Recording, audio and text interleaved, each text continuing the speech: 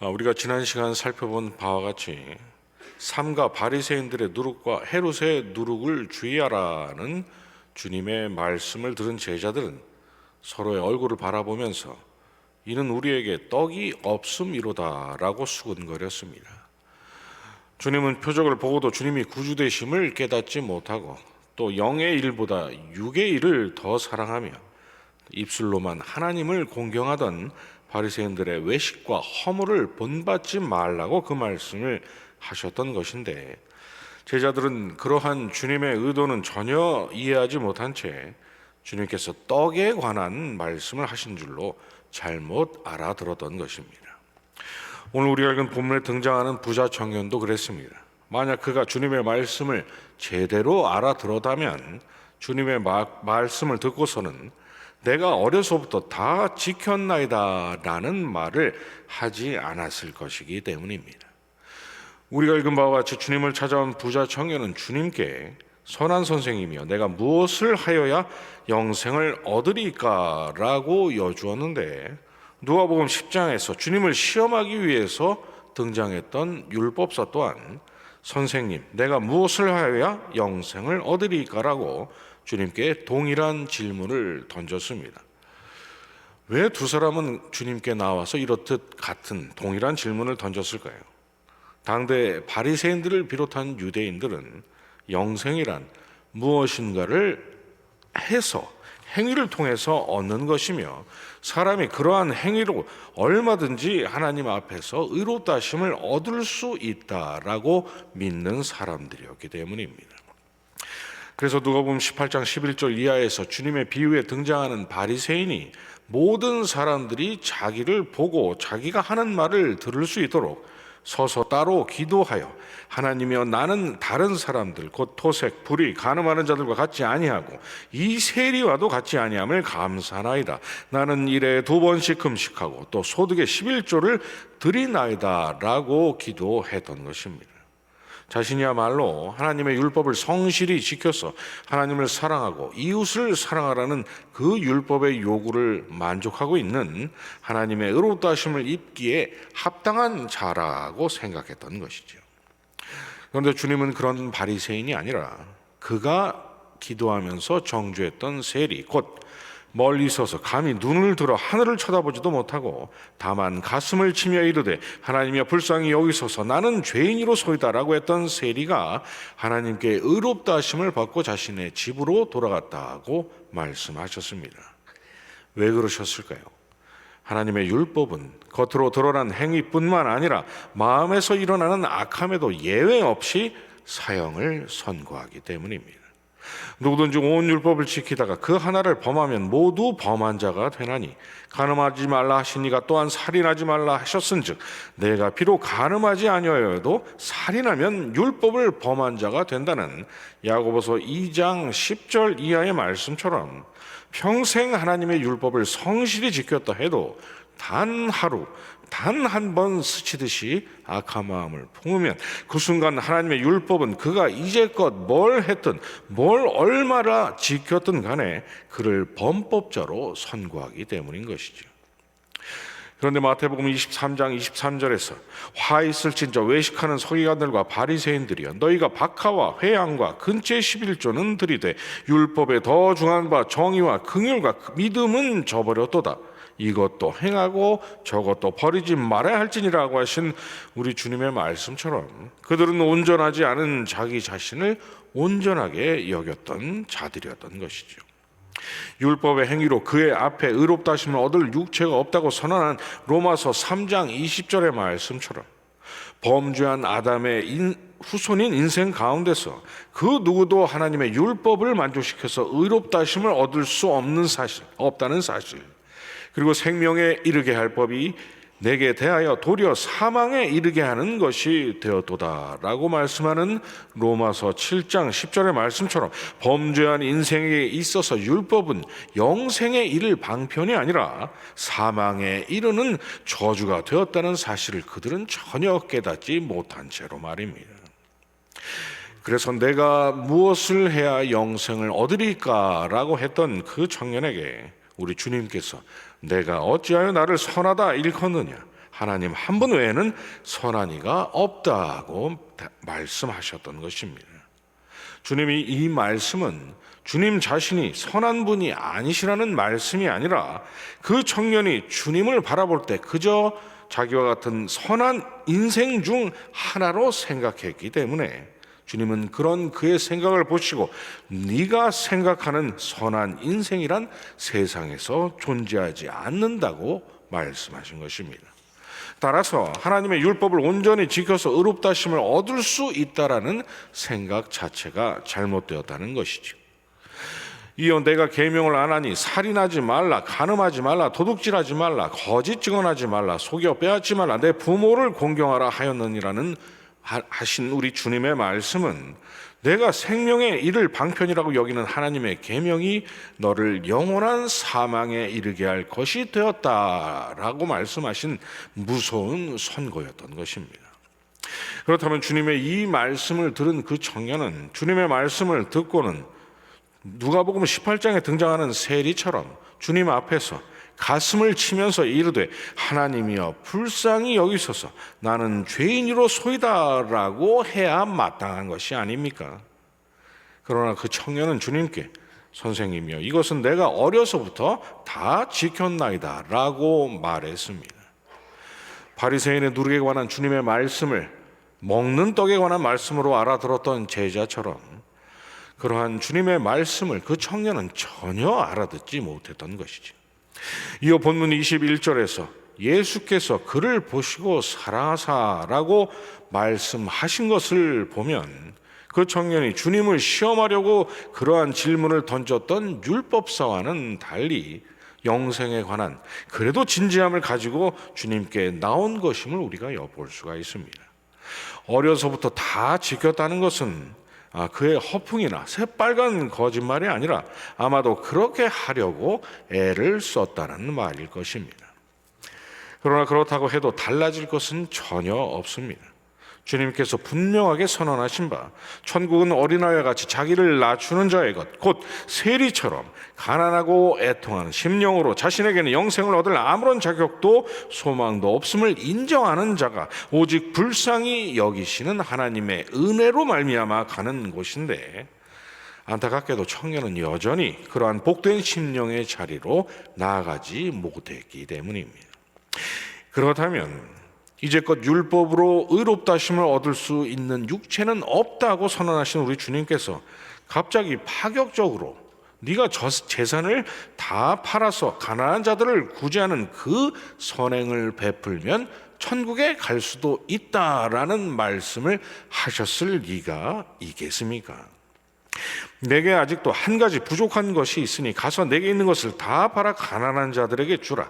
그리하면 하늘에서 보화가 내게 있으리라는 주님의 말씀은 가난한 자를 구제하면 그 선행의 공로로 영생에 이를 수 있냐는 말씀이 아니었던 것입니다.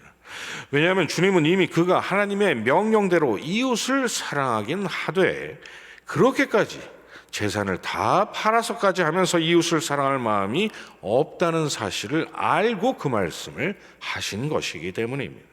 이미 주님은 영생이란 무엇을 해서 얻을 수 있는 것이 아니요 하나님의 율법을 지켜 의롭다 하심을 얻을 인생이 없음을 선언하셨지만 그 청년이 알아듣지를 못하자 얘야 내가 어려서부터 지켰다고는 하나 내가 절대로 행할 수 없는 그 부족한 한 가지 때문에 내가 영생에 이르지 못하겠구나라고 그 청년에게 말씀하셨던 것입니다.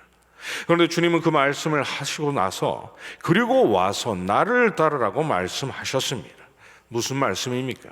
내가 영생에 이를 오직 유일한 길이니 나를 구주로 믿어 영접하고 영생을 얻으라고 말씀하신 것이죠. 영생에 이를 길을 묻는 그 청년에게 주님은 너무나도 정확한 구원의 진리 곧 복음의 진리를 선포하셨던 것입니다. 그러나 오늘 본문 22절은 그가 재물이 많은 고로 이 말씀을 인하여 슬픈 기색을 띠고 근심하며 떠나갔다고 말씀하고 있습니다. 그 청년은 재물을 나눠주라는 주님의 말씀을 그저 문자 그대로 선행을 베풀고 구원을 받으라는 정도의 말씀으로 이해했던 것이죠. 영생의 이를 기리신 구세주의 복된 부르심을 받고서도 근데 사람이 무엇을 해서 영생을 얻을 수 있다는 그 생각에서 조금도 떠나지 못했던 것입니다. 그런데 여러분, 문제는 이러한 청년의 모습, 그리고 바리새인의 누룩에 관한 주님의 말씀을 먹는 떡에 관한 말씀으로 잘못 알아들었던 제자들의 그러한 모습이 이따금씩 하나님의 자녀들인 저와 여러분에게서도 나타나곤 한다는 것이 아니겠습니까? 대표적으로 마태복음 5장에서부터 7장에서까지 이르는 우리가 흔히 산상수훈, 곧 산 위에서 가르치신 주님의 교훈이라고 이름을 붙인 말씀을 읽을 때 그러합니다. 이렇게 하라, 저렇게 하라라고 하신 수많은 주님의 말씀을 오늘 본문에 등장하는 부자 청년처럼 주님의 명령이나 권면 같은 이 땅에서의 성도의 삶에 관한 수많은 교훈적, 도덕적 지침 정도로 우리가 이해하는 실수 말입니다. 그러나 산상수훈 전체의 구조를 우리가 살펴보면 주님께서 그러한 의도로 우리에게 그 말씀을 주신 것이 아니라는 것을 알 수 있습니다. 왜냐하면 주님은 마태복음 5장 3절 이하에서 심령이 가난한 자는 복이 있나니 천국이 그들의 것이며 애통하는 자는 복이 있나니 그들이 위로를 받을 것이며 라고 말씀하심으로써 천국은 어린아이와 같이, 세리와 같이 자기를 낮추고 하나님의 은혜 외에는 소망이 없다는 사실을 인정하고 믿는 자가 가는 곳이라고, 천국 곧 영생에 이르는 문제로 그 산상수훈을 시작하셨기 때문입니다. 오늘 우리가 읽은 본문의 이야기가 청년의 영생의 길을 묻는 그 문제로 시작되는 것처럼 말입니다. 그런데 거기서 주님의 말씀을 듣고 있었을 제자들을 비롯한 수많은 유대인들은 주님의 그 말씀에 적지 않게 충격을 받았을 것입니다. 왜냐하면 당대 유대인들은 우리가 살펴본 바와 같이 오늘 본문에 등장하는 청년처럼 영생이란 율법을 지켜서 뭔가를 하는 행위를 통해서 얻는 것이라고 가르치는 종교 지도자들에게 배워서 듣고 알고 믿는 사람들이었기 때문입니다. 그래서 아마 그 무리 가운데 그러한 성경 교사들이 있었다면 주님의 그 말씀을 듣고 분명 분개했을 것입니다. 그래서 주님은 오늘 본문에서 그리하셨듯이 그 산상수훈에서도 왜 그러한지, 왜 그들이 하나님의 율법으로는 의롭다 하심을 얻지 못하는지, 왜 가난한 심령을 가진 복된 자들만이 천국에 갈 수 있는지를 가르쳐 주신 것입니다. 그리고 오늘 본문 마지막 절에서 그리하셨듯이 영생의 이를 해답인 복음을 제시하시는 것으로 산상수훈을 마무리하고 계심을 알 수 있는 것이죠.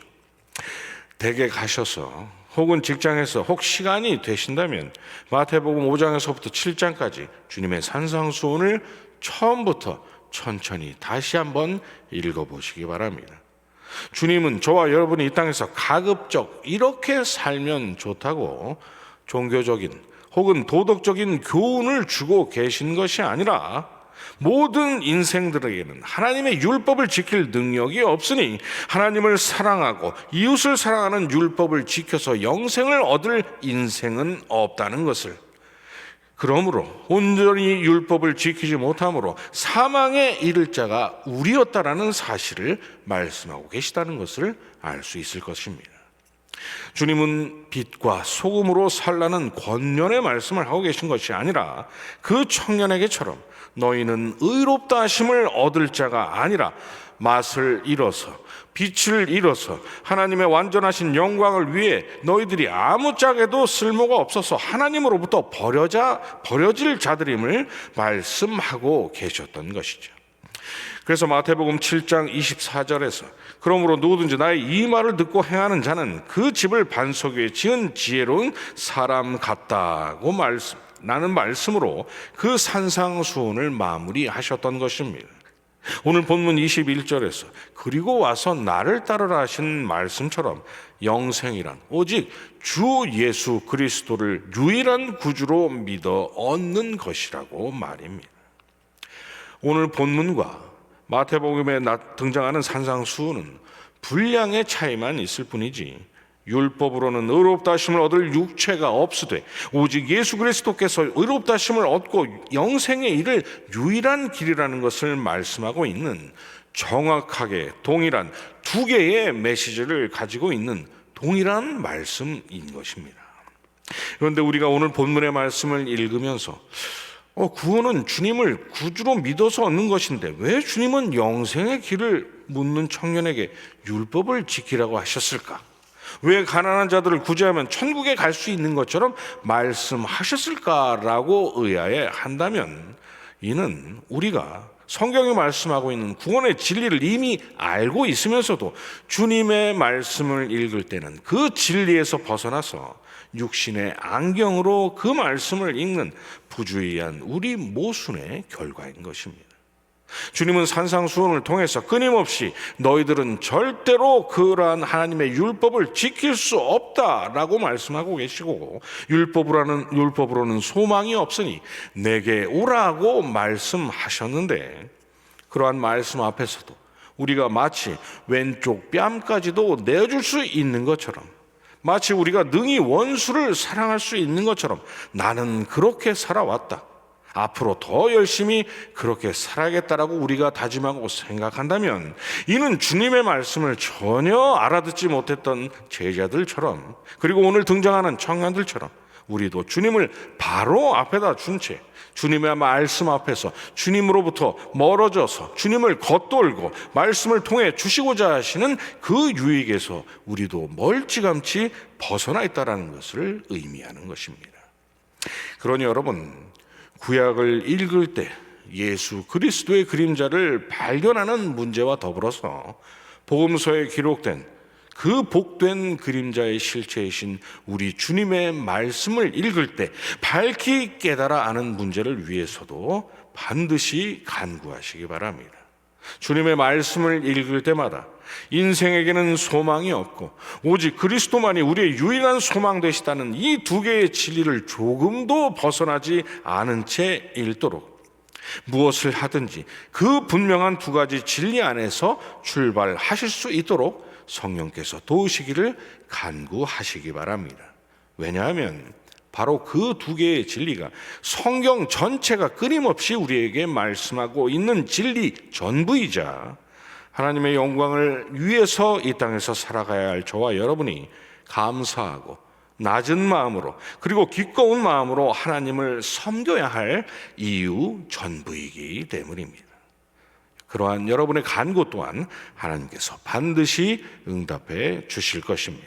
이러한 복된 매일의 삶을 살아가시는 저와 여러분 되시기를 주님의 이름으로 축원합니다. 주님 가르쳐주신 기도 예배 마치고 계속 기도하겠습니다. 하늘에 계신 우리 아버지여, 이름이 거룩히 여김을 받으시오며 나라 임옵시며 뜻이 하늘에서 이룬 것 같이 땅에서도 이루어지이다. 오늘날 우리에게 일용할 양식을 주옵시고 우리가 우리에게 죄 지은 자를 사하여 준 것 같이 우리 죄를 사하여 주옵시고 우리를 시험에 들게 하지 마옵시고 다만 악에서 구하옵소서. 대개 나라와 권세와 영광이 아버지께 영원히 있사옵나이다. 아멘.